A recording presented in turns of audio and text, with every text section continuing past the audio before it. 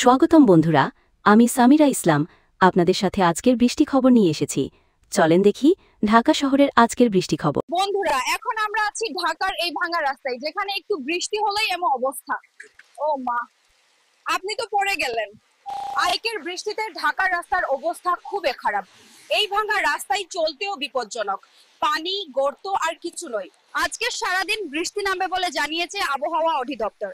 আগামী 7 দিনও বৃষ্টি হতে পারে, তাই সবাইকে সাবধানে থাকার অনুরোধ জানাচ্ছি। রাস্তাগুলোতে এখন যেখানেই চোখ পড়ছে শুধু পানি আর ভাঙা গর্ত।